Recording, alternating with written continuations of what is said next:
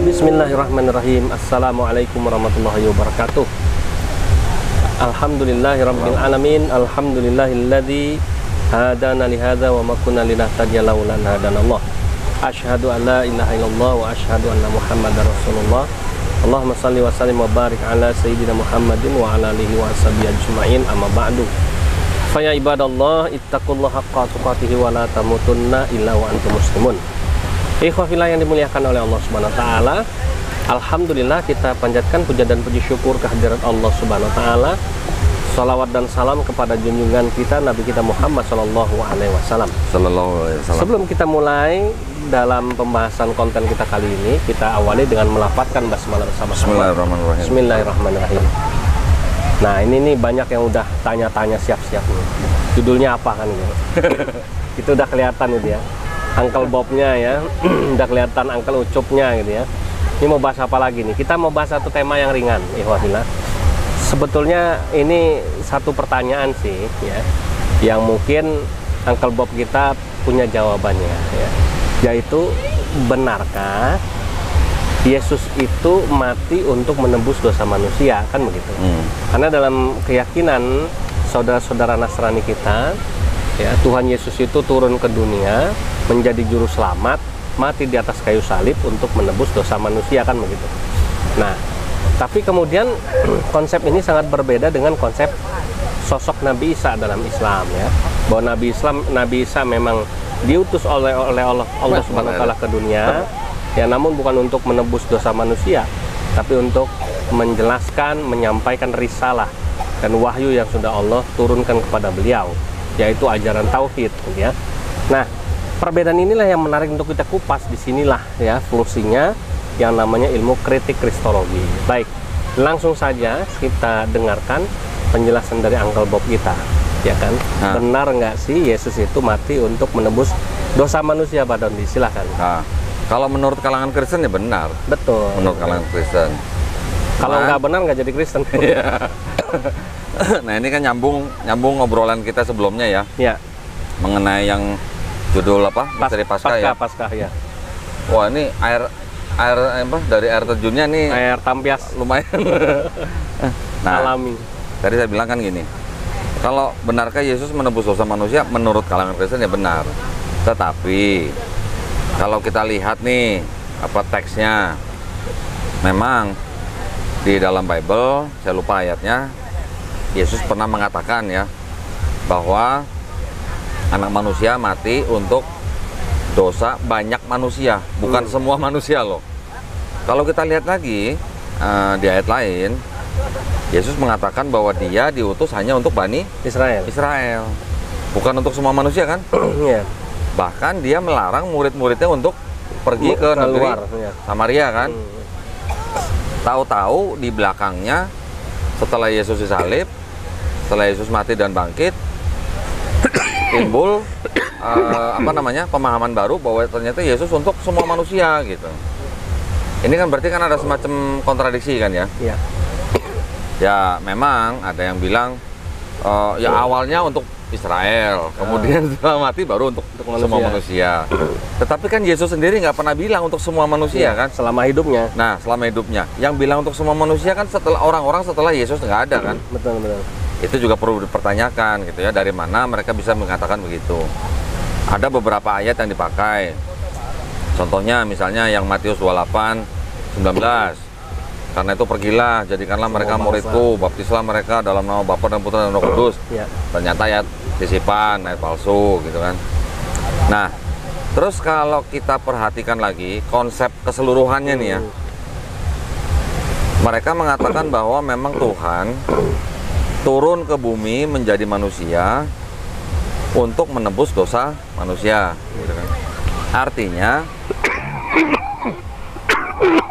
gini, kalau Yesus tahu bahwa dia akan turun ke bumi untuk mati di atas kayu salib, bangkit pada hari ketiga ya, untuk menebus dosa manusia, sebelum dia turun ke bumi dia tahu kan? Udah tahu, Pak. Mau mati tahu kan? Bunuh diri bukan? Ya itu. Gimana tuh kira-kira? Nah, ada yang menjawab bahwa itu bukan bunuh diri, itu adalah pengorbanan. Ya. Ada yang bilang bahwa kasih yang terbesar itu adalah yang mengorbankan nyawanya untuk sahabat-sahabatnya. Tetapi kan kalau kita kembalikan lagi, mengorbankan nyawanya atau pengorbanan artinya tindakan yang menghilangkan nyawanya sendiri kan? Betul nggak? Iya. Kalau tindakan menghilangkan nyawanya sendiri, itu sebutan lainnya apa kalau bukan bunuh diri gitu? Iya, betul. Tindakannya tetap disebut bunuh diri kan? Ada juga yang bilang, oh itu tidak bunuh diri, itu dibunuh. Nah, kalau Yesusnya dibunuh, berarti yang menebus dosanya siapa?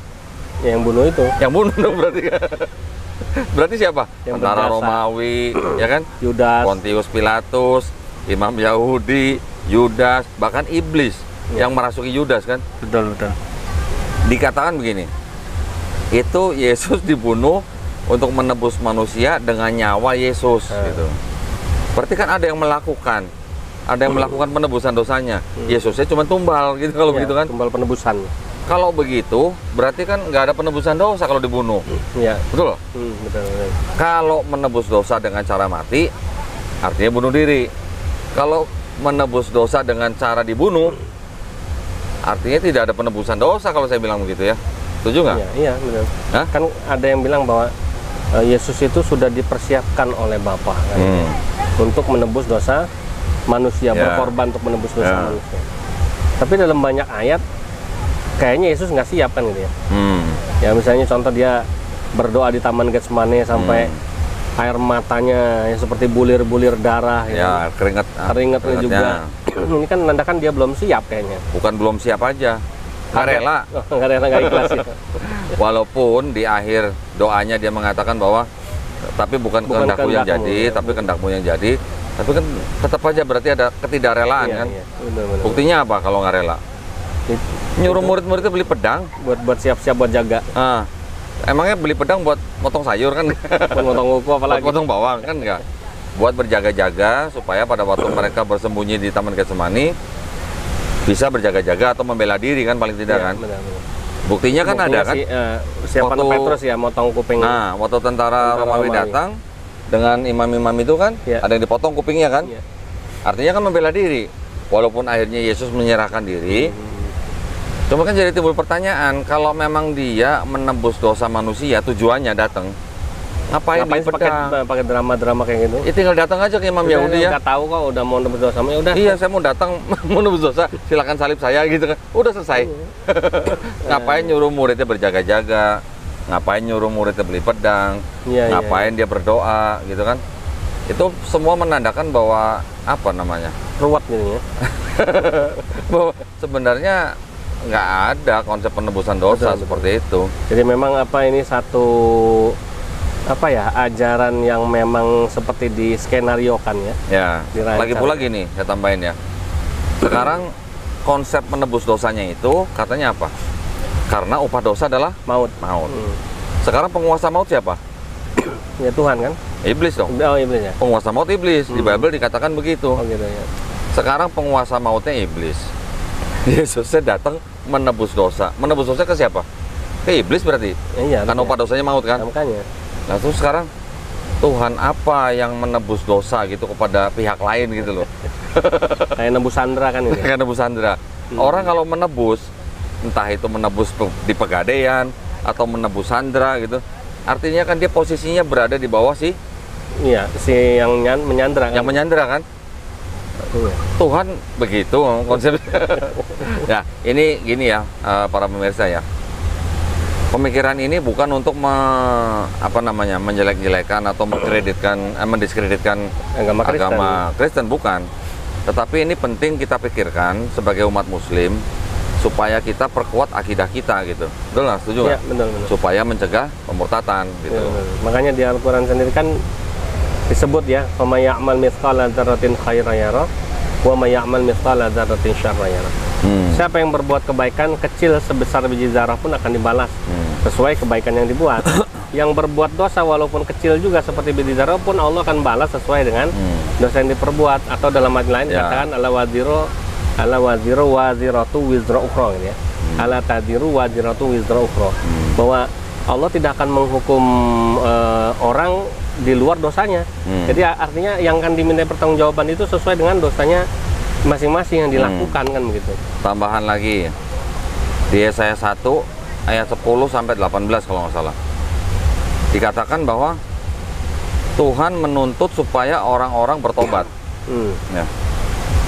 Bertobat dari kejahatan, ya, mengurus kebenaran, mengurus anak janda, mengurus anak yatim, mengurus janda-janda, membela kebenaran.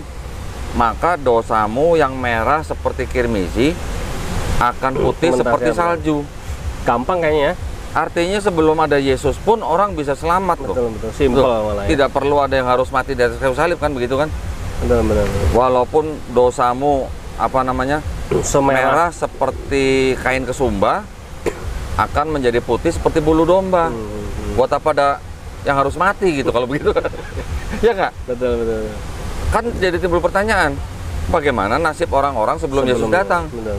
Padahal Tuhan sendiri sudah menjanjikan bahwa mereka bisa diselamatkan hanya dengan bertobat. Kita juga begitu kan? Iya. Kita berdosa, kita bertobat, kita melakukan hal-hal yang dipandang baik, mengurus janda-janda, mengurus anak yatim, membela kebenaran. Diampuni dosanya. Betul. Ya kan? Tidak perlu harus ada yang mati.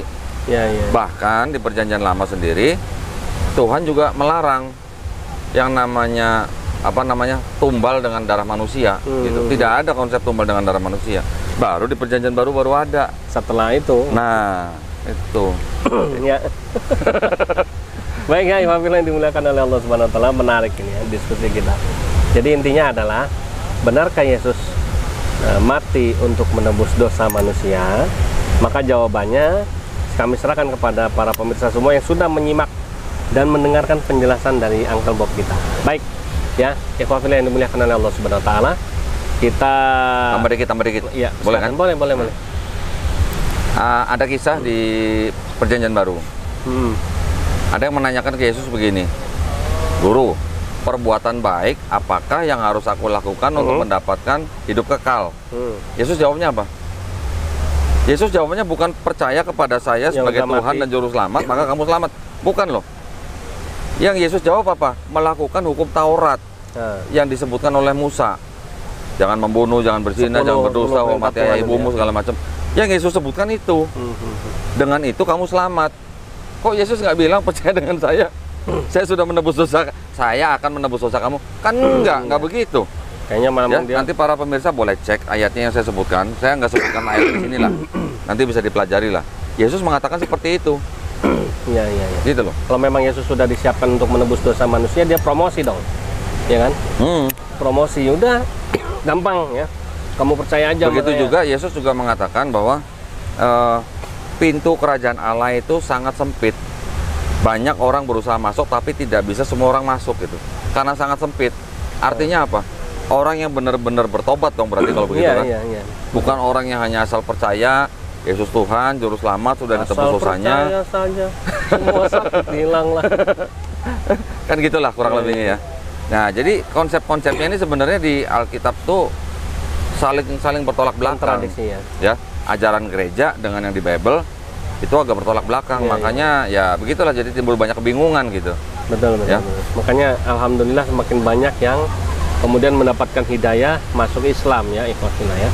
Dan kita berdoa selalu senantiasa, mudah-mudahan dengan kajian-kajian yang mencerahkan ini, kita berdoa satu, semoga kaum muslimin semakin kuat akidahnya, semakin bisa melindungi anak cucu keturunannya supaya tidak ada yang murtad.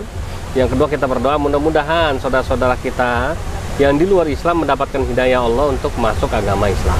Baik, terima kasih Pak Dondi atas waktunya dan sudah memberikan penjelasan kepada kita, mudah-mudahan bermanfaat. Kita akhiri dan baca doa penutup majelis bersama-sama. Subhanakallahumma wa bihamdika asyhadu an la ilaha illa anta astaghfiruka wa atubu ilaik. Billahi taufiq wal hidayah. Wassalamualaikum warahmatullahi wabarakatuh.